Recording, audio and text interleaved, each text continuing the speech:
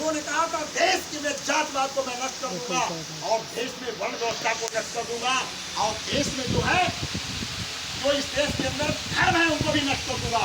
1920 में दोस्तों लंदन से पूरी पढ़ाई करके आगरा में आए थे और उस समय जब आगरा में आए थे उस समय प्रोपेगेंडा किया आरएसएस के लोगों ने और कहा पर यहाँ पर बहुत बड़ा भूचाल आने वाला है देश के अंदर, यहाँ से सब लोग भाग जाओ नहीं तो खत्म हो जाओगे। वहाँ मिस्टर आ रहे थे ना लंदन से, यहाँ बता देते तो वहाँ पर डरा दिया लोगों को, हमारे लोग सब भाग गए। तो जो भागे हुए लोग जो है वही तो लिखे गए राज रावत रोते हुए भागे थे और वही लिखे गए भार्गव, वही पर लिखे गए तमाम जातियों में चमार पासी धोबी धारण कंजर महिला ये सब जा करके वहाँ के भाग करके दोस्तों आए, सब चले गए जंगल के किनारे। क्या बोले थे उन्होंने? कहा था ये मेरे भारत के लोगों ऐसे नाच रहे थे ऐसे और रो रहे थे, वहां पर जनता कोई थी नहीं, 2-4 बुढ़े 5 लोग दोस्त है ना। और उन्होंने कहा था आए मेरे भारत के लोगों तुम अपनी दीवारों पर लिख लो। उस समय दीवार तो थी किसी का कटिया थी ना, लेकिन उन्होंने कहा था अपने ब्रेन में लिख लो। क्या बोले थे? तुम अपनी दीवारों पर लिख लो ये देश तुम्हारा है। क्या बोले थे? ये देश तुम्हारा है और तुम इस देश के मालिक हो। क्या बोले थे? देश हमारा है, देश के मालिक हो, मालिक हो, मालिक हो। आज आपके राज उसी बात को उठा करके चल पड़ा है दोस्तों, उसी बात को उठा करके चल पड़ा है जो छूट गई थी बात अम्बेडकर साहब की, उसी बात को लेकर के आपके राज चल पड़ा है।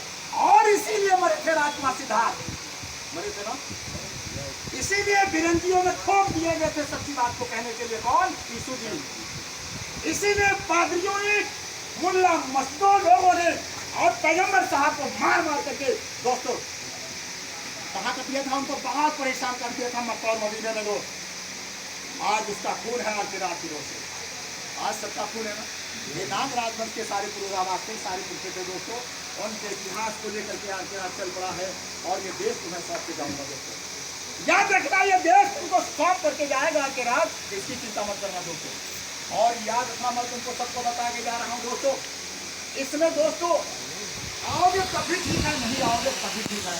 हम इस देश को लेकर के जा रहे हैं, लेकिन दोस्तों कंधे पर तुम्हारे कंधे पर सबको दे करके जा रहे हैं, क्योंकि अगर तुम अपना कंधा नहीं मजबूत करोगे तो मैं अकेला क्या कर लूँगा? कुछ कर लेंगे? आज की तारीख में सबसे जरूरत है, भाषण में बहुत दे देंगे आकर के, कभी दौड़ आकर के, लेकिन आज की तारीख में है पार्टी का जो है मेन उद्देश्य क्या है? जो पार्टी का मेन उद्देश्य है पार्टी कैसे बढ़ेगी। हमारे इतने लोग आए हैं, बताए हैं लोगों ने, लेकिन पार्टी 3 चीजों पर खड़ी होती रोज। कार्यक्रम पहला नंबर है, कार्यक्रम, कार्यकर्ता और कोष। क्या चीजें?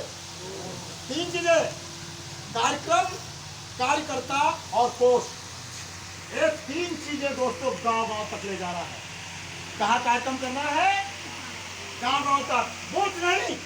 बूथ नहीं, हर गांव में हमारे 15-20 आदमी होने चाहिए, हर मजरे में मेरे 15 आदमी होने चाहिए, 20 आदमी।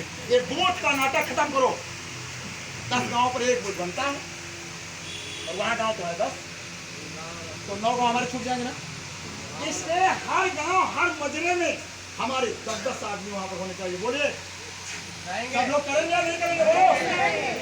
आप कम खाना कम खाओ, देश की स्थिति बहुत कमजोर हो गई है, देश की स्थिति बहुत डामाडोल हो गई है। आज देश बहुत खतरे में है, आपको नहीं पता है, बहुत बुरी स्थिति हो गई। अभी 2 कांड हो गए लखीमपुर में 2 कांड हो गए दोस्तों। खाली कागज की रगड़ेबाजी कर दी गई है और कुछ नहीं।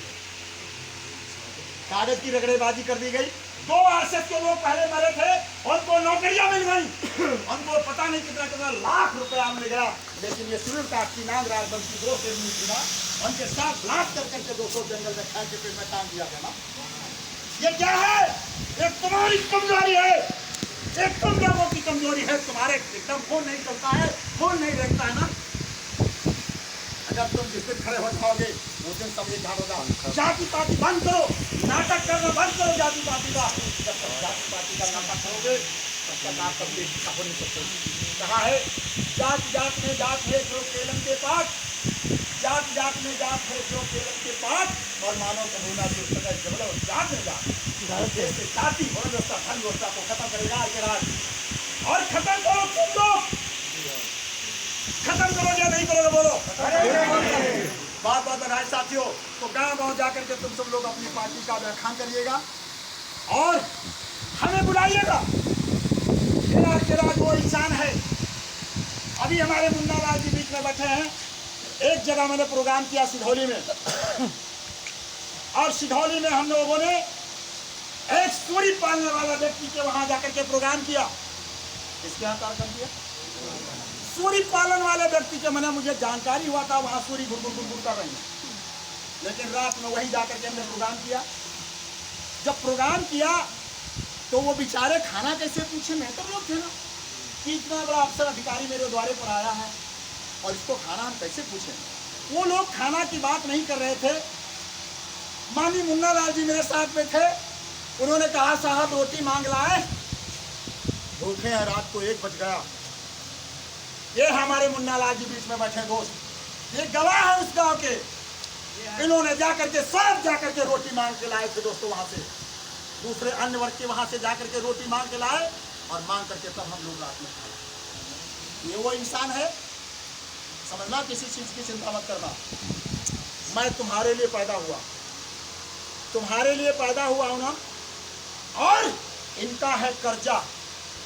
मेरी माँ जैसे 9 महीना 9 दिन में पेट में पैदा करके मुझे छोड़ करके चली गई ना, तो ये कर्जा है ना। ये सब इस देश में मेरी बहनें जो बैठी हैं वही तो सब माँ है ना। एक दिन माँ बनती है, एक दिन बहन बनती है, एक दिन औरत बनती है, तमाम रूप धारण करती है साथियों। तो आज उनका कर्ज है दोस्त, इनका कर्ज अदा करने के लिए आज के राज पूरे देश में घूम रहा है साथियों। कार्यक्रम कराना शुरू करिएगा। और एक बात खास मैं बता रहा हूँ, बाराबंकी भी हमारी टीम नहीं बन पाई है। सीतापुर, लखीमपुर कार्यकारी वहां से हो गई है।